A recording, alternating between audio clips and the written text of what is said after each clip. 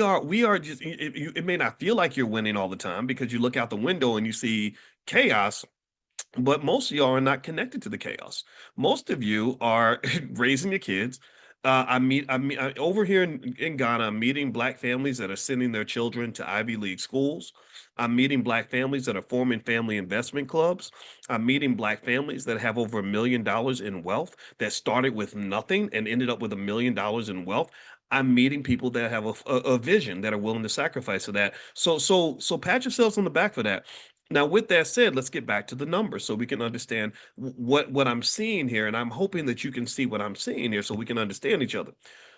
Not only do we have a spending power in the African American community that exceeds every single country in Africa by a long shot, if you were to add up the richest countries in Africa, go to the top seven. If you would add up, South Africa's number one, Egypt is number two, Algeria is number three, Nigeria is number four, Morocco's number five, Kenya's number six, Ethiopia's number seven. If you were to add up the top seven richest countries in Africa, then they would match the African American community.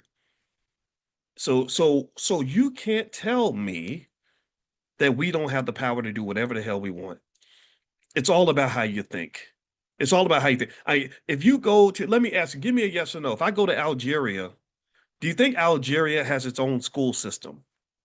Yes or no?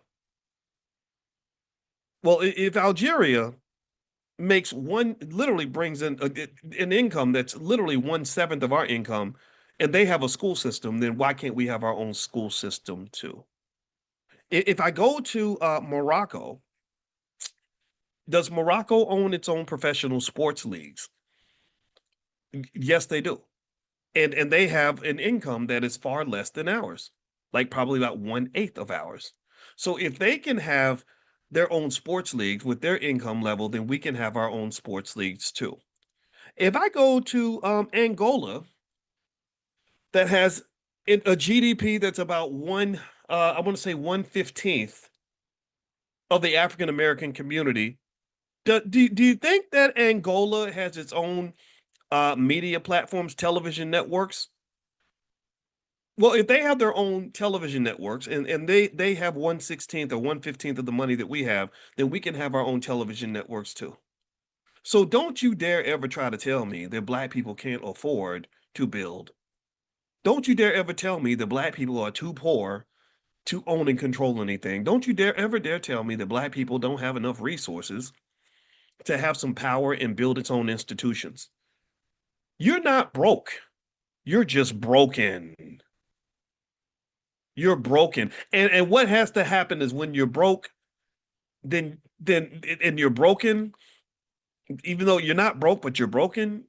So you're broken and you just need to be awoken. You just need to wake up the sleeping giant. You just need to learn how to think about your economics from the top down instead of thinking from the bottom up.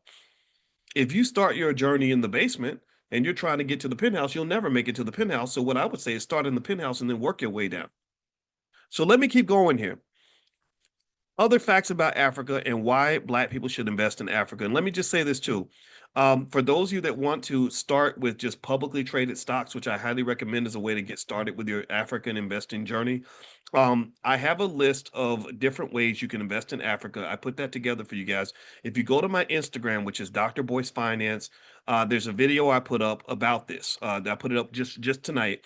Just type the word Africa in the comments, and you'll get a DM on Instagram with a link to that video. So just go to, in fact, I think you can go to any video, type the word Africa, and it'll DM you a list of the African stocks.